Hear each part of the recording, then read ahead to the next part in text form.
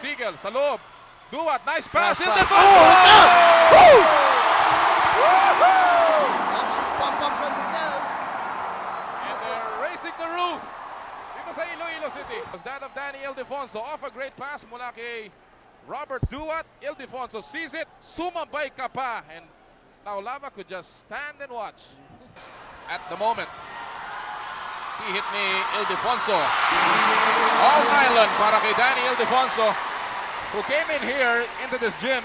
Go with isolation plays more than nadulas si Rosella. Here Nadulas comes yan. Mobiline running.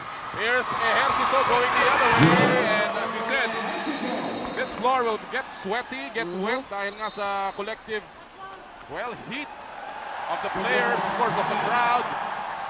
At ngayon, tatawag ng referee's timeout. Watch this, madudulas lamang si Olsen in a sleek spot on the floor. And the fast break triggered by Codinera. Ejercito, hindi nakahamon si Nick Velasco. Pinabayaan na lamang niya si Jerome Ejercito. Good move, however. 7-4, Mobiline ahead early in the first quarter. Starting out hot once again. Here's Ejercito. Again, isolation for Jerome. Curls, goes up and under again. What a move! Pablo curls, rattles that one out. Now Lava is fouled. And the offensive power of the Rock. Is looking really intense today, no? I think he really wants to prove something this season. Oh yes, he certainly does. His numbers have shown it. Watch this play. Taulava just collaring that rebound like there was no one there. Sign, mga kaibigan, as this bustling city of the South, known for its warm smiles, religious tradition, and great food, is standing room only sa University of San Agustin Gym sa Iloilo City as the PBA goes on the road for this much-awaited clash between two pre-tournament teams or favorites, San Miguel Beer laban sa Mobiline Phone Pals.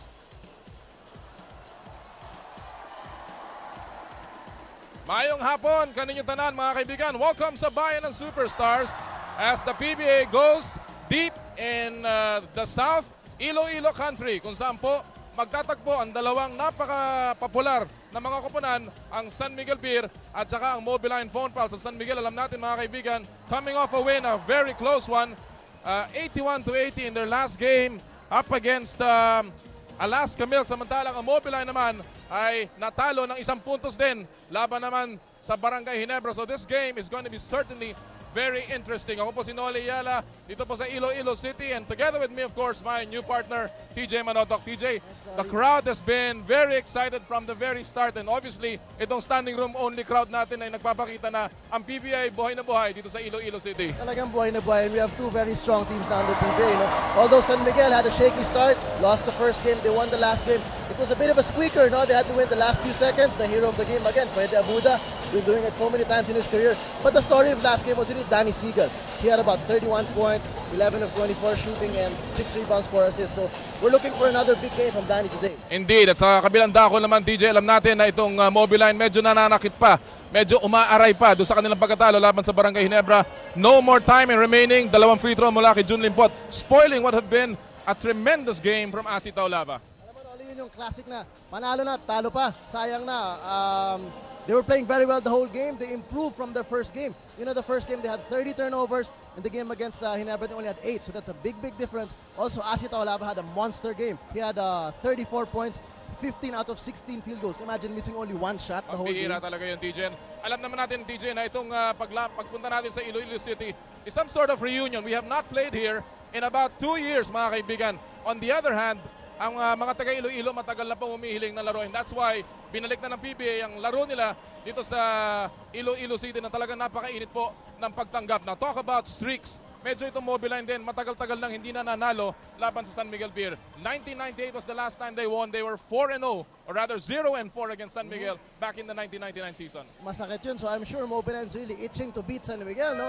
Last year they didn't win a single game against them, so maybe this time their first official game in Iloilo, maybe this will be their time to beat San Miguel. Well, you look at the numbers of these two teams, and hindi maaaring masabi na bagamat ang records nila ay masama, ang Mobiline at saka San Miguel, ihahambing mo, mas masama sa Mobiline. Pero malalaman natin itong mga numerong ito, magpapahiwatig na it's gonna be a close match. Noli, malaking bagay dyan yung rebounding, no? Mobiline is averaging 50 rebounds compared to San Miguel's 38, so the big men of San Miguel really have to step up, have to box out the big men of Mobiline. And secondly, yung field goal shooting, malaking bagay. 44.9% ang San Miguel. Mobiline shooting a poor 40.6%. But that's mainly because of their bad first game. No? And if you look at the Mobiline lineup, TJ, meron silang tatlong player dyan. Nasanay maglaro dito sa Iloilo City. Jerome Hercito, Don Camaso, and Guido Babilonia all came from the NBA. And alam naman natin dito naglalaro po ang NBA. And certainly these three players will be very familiar with the playing court today. Oh yeah, definitely they have an advantage na the hot climate, the harder flooring. So I think they'll be coming out stronger. They're used to this environment, and we'll see. But the key thing is still they have to blend with their new team. Well, speaking of Jerome Hercito, siya makakatapat ni Olsen Rara Racela sa kanilang matchup sa point guard. Jerome Hercito, a tremendous pickup from the NBA, of course, beefing the backcourt line ng Mobiline Phone Pals. Rara Racela, a national team member, and those numbers will be a nice matchup to watch in today's basketball game. Alam mo, Noli, yung field goal shooting ni Racela, unbelievable, 66.7% as compared to Hercito's 40%. And that's mainly because Hercito has the pressure to carry the scoring for Mobiline kasi may mismatches siya in the point guard. He's bigger than the other point guard, so they go to him in the low post. As compared to Racela, he has very excellent shot selection. So when he takes his shot, talagang it's a good shot and he makes it most of the time. TJ, dumating ang Mobiline dito Thursday pa, San Miguel kahapon lamang. Mukhang yung Lapas Batchoy maaaring nakatulong sa Mobiline Phone Pass. And obviously today, marami pa makakatulong sila. Lalong-lalo na ang magandang inalalaro ni Asi Taulava against, of course, ni Danny Siegel. Oh, definitely the morale of the team is there. You know, they've been here for about 3-4 days. They're really relaxed. They're settled down. And they're really looking to really give it a big fight. They need the first win for their season. Well, Asi Taulava is all set. Danny Siegel is all set. And this crowd is just ready, raring to go. Dahil po ang bayan ng Superstars, all set na rin sa aksyon. San Miguel laban sa Mobiline in this out-of-town game sa Iloilo City. Diyan lang po kayo, magbabalik kami sa ilang sandali. And that is a slice of the crowd lamang po dito sa loob ng University of San Agustin Gym sa gitna ng Iloilo City. A land of smiles, good food, religious tradition, educational institutions, and of course, basketball. This is a basketball crazy town. And they're just about ready to enjoy ang aksyon sa bayan ng Superstars. Laban po ng San Miguel at saka ng Mobiline Phone Pals. Ako po si Noli Yala kasama si TJ Manotok at daan-daan ang tinatawag ang lineups ng dalawang koponan ng again ng San Miguel. 1-1 ang kanilang record sa ating All-Filipino Cup. Samantalang ang Mobiline Phone Pals hindi pa nakakakuha ng panalo after suffering their second loss against Barangay Ginebra several nights ago. TJ, pambihirang playing conditions natin dito, napakainit, pero makikita mo walang umaangal dito dahil everybody's expecting a good match because these two teams, pag naglalaro sila, laging dikit ang laban, halos walang lumalaki ang lamang sa kanilang matchup, especially last season. Tama yan, Noli, no? They really play intense, these two teams, and they really want to go out and beat each other. As we see the starting fives being introduced on the floor, as usual, San Miguel has their big starting five with Rob Duat starting at the 2 guard. He's about 6'2", 6'3", so he causes a lot of mismatches. And we should expect him to help off the rebounding since he's a big off guard. Yes. Well, yan po ang ating Quick Tide starting five brought to you by Quick Tide, the all-in-one glue. Si Taulava starting out as usual. Even Boyet Francisco ang magpapasimula para sa Mobiline. He has started the first 2 games para kay Coach Eric Altamirano. And we're just about ready for the opening tip. Unang may tangan ng bola, ang Mobiline Phone Pals. They need a victory definitely, TJ, just to boost their confidence. Dahil, of course, yung una nilang pagkatalo against Tanduay, medyo malaki ang nangyari doon dahil talagang nilampaso sila ng gustong-gusto ng Tanduay. Pero against Barangay Ginebra, it looked like a one game for them pero natalo sila sa dulo. Tama yun. They really played well against Ginebra. The whole game, in fact. Pero nakalimutan natin na that basketball is a 48-minute game. Even the last seconds count. And it really counted for Ginebra. No? And that certainly will haunt them throughout. Well, they're playing games. Danny Siegel, unang tira para San Miguel, sablay. Now we'll see if San Miguel would prefer to go to Danny at low post today or more at the wing because the last game he was mostly at the opposite wing when Ildefonso will be posted up. So we'll see who their first option is throughout this game. Binanggit natin sa ating pagpapasimula, TJ, na ang maaaring maging matchup dito, Ejercito laban kay Olsen Racela, pero mukhang ang kumukuha ngayon kay Ejercito, who takes the first crack and the first basket of the game, ay ito si Robert Duat. Nagkaroon naman ng switching dyan, so mukhang nire-respeto rin ng San Miguel ang opensa nitong si Jerome Ejercito. Oh, tama ka dyan, no? Si Francisco's not really known to create his shots, no? He's more of a spot-up shooter, so Yes. they'll just let him be. And I expect Racela to be the one to help out in defense since he can really leave Francisco outside because he hasn't really been hot anyways. Oo. Samantala, sablay na naman ang tira ng San Miguel. Danny Ildefonso naman ang nagmintis doon. Here's Ejercito trying to draw the defense. Victor Pablo na bagong salta sa Mobiline phone pass, losing the leather there. And here come the red shirts of the Beermen. And they're fighting red today. Pansin natin, bumabantay kay Danny Siegel si Francisco. Yes. It's a surprise matchup. And Siegel committing in the air. Yan ang isang problema ni Danny Siegel. Sometimes he just likes to go up in the air without really knowing kung anong gagawin niya. Of course, he wants to shoot, but at the last second, hindi niya na maipasa yung Tama ka bola. dyan. Medyo naging habit niya yun last year, rookie season niya. He likes to jump up first, Oo. tapos titingin na siya kung saan siya papasa. Well, dahil sa kanyang kataasan lumundag, ano? He can hang in the air and still create a shot or make a pass. Here's Ejercito up against Rob Duat. Mobiline really opting to go with Ejercito as their first option, although this is not excellent move. Excellent move from Jerome Ejercito. Just taking Duat to school there. Alam mo itong si Ejercito, hindi yan yung pangkaraniwang point guard. Yung tipong point guard talagang sets the offense, spreads the ball. Ejercito's really an offensive, he's a scoring point guard. But you see the replay there, beautiful up and under move by Jerome. Oh, excellent. Jerome Ejercito, who played for the San Juan Knights back in the NBA, but of course, this year decided to go to the PBA, and he has been averaging 11 points, double digits sa kanyang unang dalawang laro dito sa Bayan ng Superstars, averaging 37 minutes per game. Ganyang kalaking kumpiyansa ang ibinibigay ni Eric Altamirano dito kay Jerome Ejercito. No, I guess he feels he needs somebody to score from the outside, somebody to slash, because that's what Mobiline lost when they lost Jeffrey Carriazo, no? Because what they gained in return was Pablo, who doesn't really play the same as Carriazo. San Miguel down by 4 points at the moment. He hit ni Ildefonso. All nylon para kay Danny Ildefonso, who came in here into this gym na nakangiti, saying that I'm very relaxed. Sabi niya, gusto ko maglaro before the Iloilo crowd because I know that this is a basketball crazy town. Here's a near steal by Rob Duat. Tapping that ball away laban kay Jerome. Malaki responsibilidad ni Duat today, to try to clamp down on Jerome Ejercito. Although statistics, based on the statistics, Ejercito's been shooting poorly, 40% from the field, so he's got to choose his shots better. Again, humihingi ng isolation si Ejercito. 5 seconds of shot clock. Now he takes a jump shot. Missing that one. Nick Velasco going out of bounds, pero humihingi siya ng tulak. From Asi Taulava, nothing doing. And it will be Mobiline ball. So far, the first 3 minutes of this game, Mobiline has been going purely to Ejercito. We haven't seen Taulava post up or, there's Big Pablo taking that shot. Alakas, rebound ni Olsen Racela. Ildefonso almost losing that one. Now double team si Danny. Now tries to cut loose, kicks it out. Rob Duat goes into no man's land. Inilabas kay Ildefonso. Nice fake, goes up. Malakas naman yung tira. And it will go back to Siegel. He loses the leather, goes to Duat. Yes! Napaganda ka. Trademark na San Miguel yan. Very patient in their offense. Not really forcing the shots.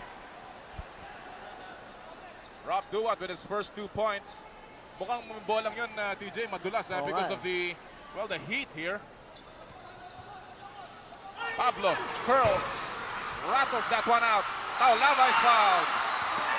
And the offensive power of the Rock. Asi's looking really intense today, I think he really wants to prove something this season. Oh yes, he certainly does. His numbers have shown it. Watch this play. Asi Taulava just collaring that rebound like there was no one there. And then shows off that classic Taulava reaction. Alam mo, Noli, kitang-kita natin sa mata pa lang ni Asi na talagang gigil na gigil siya, So talaga niya pakita sa buong Pilipinas kung how Asik Olava can really play. Well, he deserved that. He deserves to play. And certainly Asik Olava's numbers have shown it in his first 2 games. 24 points per game ang average niya. 14 rebounds kada laro. Big numbers by Asi. And look at Olava after making that second free throw. Playing with the San Miguel fans here in Iloilo. Para sinasabi niya mismo. 5 laban sa 4. Abante po ang Mobiline ng isa. Velasco, he will not take that shot from that area. Masyadong malayo. Alam mo, Nolly, both teams choosing to go with isolation plays more than nadulas si Rosella. Here Nadulas comes yan. Mobiline running. Here's Ejercito going the other way. And as we said, this floor will get sweaty, get wet dahil nga sa collective, heat of the players, of course, of the crowd. At ngayon, tatawag ng referee's timeout. Watch this, madudulas lamang si Olsen in a sleek spot on the floor. And the fast break triggered by Codinera. Ejercito, hindi nakahamon si Nick Velasco. Pinabayaan na lamang niya si Jerome Ejercito. Good move, however. 7-4, Mobiline ahead early in the first quarter by 3 points. Jerome Ejercito already with 6 points in the ballgame. Alam mo, Nolly, magiging malaking factor yung sinasabi mong magiging madulas yung bola. Pag mainit, lalong pinapawisin yung mga players. If that ball gets really slippery, it's gonna be hard for people to shoot from the outside. So you expect mga percentages dito ng shooting bababa ng konti, no? Malamang bababa tayo today. Oh. Of course, on San Miguel, as we take a look again at this huge crowd sa loob po ng University of San Agustin Gym, San Miguel is averaging close to 49% from the 2-point range, and their 3-point shooting is about 27%. Ang Mobiline is 44% from the 2-point range and about 28% from the 3-point range. By the way, ang ating mga tatlong referee pa na naghihirap din ngayong araw na to. Referee Tito Varela, Garferio, and Ramos. Si Tito Varela, in fact, early in this afternoon, nagja-jogging pa dun sa track and field ng University of San Agustin. Nag-warm up na siya, hindi niya alam. Warm na dito sa loob. Oh, Pablo, ganda ng curl na yan. Familiar shot from Victor the Conqueror, who is on the board with his first 2 points. You know, I think Vic is pretty frustrated with his past 2 games. He knows he has to contribute more to this team. And I think he's averaging about 5 points the last game, no? So, he really needs to score more for this team. Talaga. Samantala, Rosella cannot find the mark. He missed about 3 shots now, si Olsen Rosella. 5 po ang abante ng Mobiline. Starting out hot once again. Here's Ejercito. Again, isolation for Jerome. Curls, goes up and under again. What a move! You know, Coach Jong is obviously showing his confidence sa depensa ni Duat. Hindi niya pinapadala ng double team kay Ejercito eh. Sabi niya, all alone ka dyan, kaya-kaya mo yan. But so far, kinakain ng buhay ni Ejercito si Duat. Hindi lamang kinakain, nilulunok ng buhay. TJ, 8 puntos na ginagawa ni Jerome. Samantala, panay naman ang kalog ng tira ng San Miguel. No, they have not found the of the ring, yung parang tunog ng ring, hindi nila may ring. Baka rin yung magiging madalas ng bola kasi kung may shot chart tayo, makikita natin tira ng Mobiline puro sa loob. Oh. San Miguel's taking outside shots. So if it's harder to grip that ball, your outside shots won't be as accurate as you see the replay of beautiful move by Ejercito at the baseline. What a turn for Jerome Ejercito. Less than 6 minutes to play sa ating pong first quarter. Again, we're happy to have you with us, mga kaibigan, from the University of San Agustin Gym sa Iloilo City. Ejercito, 3-point shot, in and out. Rebound, picked up by Rosella, his second rebound of the game. Nobody running with him. Siegel sa loob. Duat, nice pass. In the front.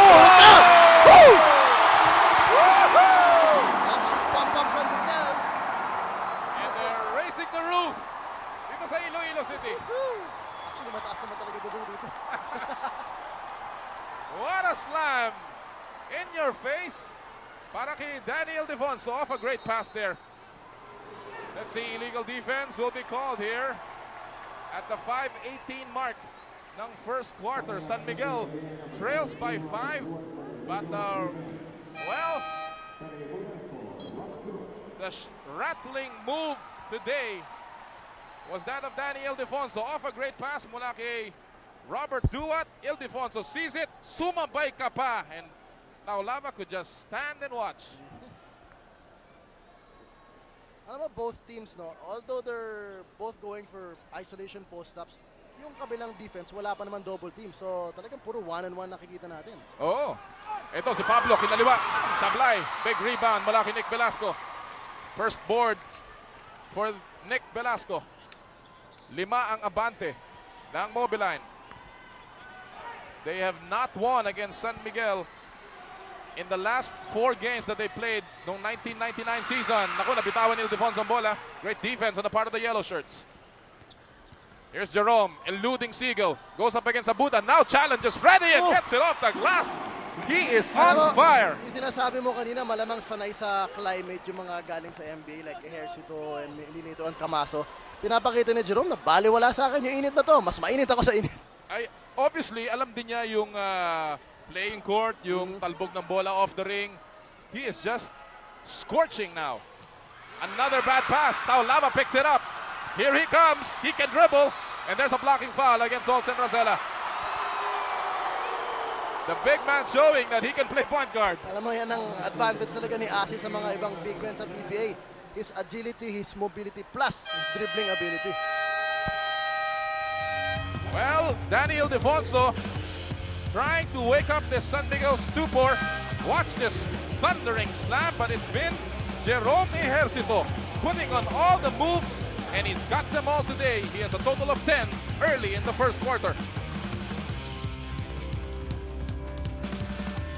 Dunkin' Donuts, pasalubong ng bayan. And welcome back mga kaibigan sa University of San Agustin Gym dito po sa Iloilo City. Standing room only crowd, and we've got a tremendous crowd on hand. A lot of San Miguel Beer fans. Of course, yung Mobiline fans naman hindi rin nagpapatalo dito. They've come in droves. And Jerome Ejercito showing that, well, they have all the reason to cheer today. Look at his production already in double digits and has only missed 3 attempts so far. What a game. They look like they're trying to mix it up now. They look like they're looking for Asi Taulava in the low post, no? Pumasok na si Ronnie Padilla in the game, and Taulava will just take that one over the top. Galit na galit pa rin si Asi. Asking for a foul. Hindi, gigil lang siguro siya. Ini-intimidate niya to si Padilla. Iniupo si Nick Velasco, TJ, ni Coach Jong Owichiko, as Danny Ildefonso misses another one, and it's been a bad shooting quarter para sa San Miguel. Definitely. Alam mo, malamang kaya tinanggal niya si Velasco. Nakikita niya na Ejercito's been scoring a lot. Mobiline's gonna look for another option now, and that's obviously gonna be Taulava. And he knows he needs somebody there to guard Asi. And look at the numbers here, TJ. Turnovers. Marami din problema ang San Miguel pagdating sa bola, and that statistics brought to you by QuickType, the all-in-one glue. And Ronnie Padilla will pick up an early foul here, his first. Oras po natin sa first quarter, 3 minutes and 20. Abante pa rin ang Mobiline ng 9 na puntos. 15-6 po ang ating talaan. San Miguel has not gotten its game going here. Mobiline, in fact, hindi pa nagpapalit ng tao ito. San Miguel nakapagbalasa na. Oo. Saka babalik na yata si Velasco with, along with Dwight Lago. Codinera with the shot clock winding down, taking a harried shot. Yan po ang oras natin, less than 3 minutes to go. Abuda, hinaharap ni Jose Francisco. At the low post, it's Danny Ildefonso. Siegel has not been able to take any shots here, TJ. Wala pa siyang tira ngayon. Another turnover.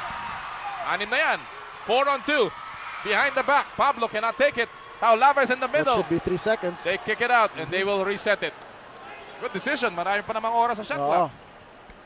Kung hindi pwede sa fast break, dahan-dahanin natin. Actually, they're down to 7 now on the shot clock. I don't know if Ejercito knows this. Oh, I'm sure he will take Alam again yan. another shot. Missing that one, however. Basi Rosella, nakakatatlong rebound na yan.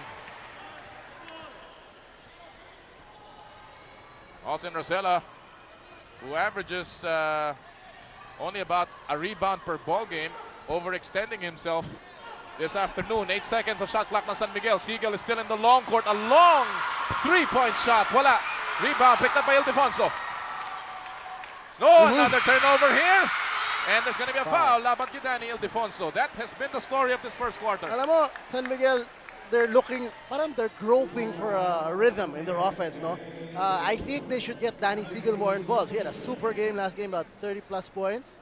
The thing is though, the last game, Danny Siegel would get his points mostly off of the rotation. Kapag Alright. nado-double team si Ildefonso sa poste, nag-rotate yung bola, sa kanya dumadating yung second pass eh. And when the second pass is there, number one, he can break down the defense from that. Alright. Number two, you cannot double team because you're still scrambling Correct. for who to get, di ba? Well, so far hindi pa nila nakikita si Danny Siegel doon sa kanilang opensa. Nakikita po naman natin ang tatlong players sa San Miguel naghahandang pumasok. And Jericho Diniera will first fashion 2 free throws dahil ang San Miguel ay nasa penalty situation na ngayon. Well, we'd like to thank all our friends dito po sa Iloilo City that has taken care of us very well. Talking about penalty situation, ang San Miguel has already committed 6 fouls in this first quarter. Wala pang foul ang Mobiline, and it's not that they're not playing defense here. And several substitutions. Boybits Victoria, Elmer Lago, and Nick Velasco checking back in. Don Camaso papasok naman para sa panig ng Mobiline phone pals. Alam mo, the reason why siguro Mobiline doesn't have any team fouls because they don't have to. San Miguel keeps throwing the ball away. No? Oh, Dami na nilang turnover ngayon. At saka ang tira ng San Miguel, DJ, parang limitado sa labas, no? Puro jump shot sa labas, perimeter. Wala masyadong nakakapasok sa loob, no? San Miguel has only scored 6 points and we're down to 1 minute and 42 here. Again, another jump shot from the outside and that will rattle out again. You know, Nolly, I really think the factor is that ball. No, if that ball is really just a little bit slippery, mahirapan ka tumira sa labas. Parang yung aggressiveness ng San Miguel, hindi, kasing wala doon, no? Hindi nila masyadong mapasok yung depensa na parang malabato. Again, some more numbers here. Brought to you by QuickType, the all-in-one glue. Turnovers na naman natin. 7 na San Miguel. That's very big for 1 quarter. Indeed. Lago takes a 3-point shot. Wala. Picks up his own miss. Shorter shot. That will bounce out. A horrendous shooting quarter para sa San Miguel Beer. You know, I think both teams have yet to hit an outside shot. I guess they really have to concentrate inside. Ito si Ejercito, mas maliit ang bumabantay. Now he will go around and that is now the 12th point of Jerome Ejercito and still walang double team na dumadating, Wala DJ. pa rin talaga. China-challenge ni Jong Ichico na parang yung Chicago Bulls dati. Hindi na nila ito double si Jordan. They'll just concentrate on containing the others. Kaya naman ilang kampiyonato? 6? Oh. I guess that was not a good strategy. Indeed. Time remaining, 28 seconds a quarter. And it's an 11-point lead for the phone pals. Al Sol is checking in the final moments of this first quarter. San Miguel, naghahanap pa rin ng puntos. Ildefonso, tatlo-tatlo. Uy, naman, nakuyog sa loob. Palpan! Napulot ni Abuda. And mauubusan ang shot clock ang San Miguel. That will not count. Everyone standing up sa Mobiline bench trying to point that one out. And Daniel Ildefonso is just having a horrible first quarter. Mukhang hindi talaga sanay ang San Miguel sa weather na to, no, sa court. It's a big thing when you go out of town, not used to the weather, not used to the court. Well, you look at the record of San Miguel sa out of town, they are only 1-3 Ayun. last year. Mobiline 2-1. So you know that San Miguel does not like to go on the road. Here's Solis, time down to 3 seconds. Now Lava with a fadeaway, malakas yan. And that will do it for the first quarter. Mobiline limiting San Miguel to only 6 first quarter points. Samantala, si Jerome Ejercito has outscored everyone with 12 points in the first, and this Iloilo City crowd is rocking it here as Mobiline takes an 11-point lead after the first 12 minutes.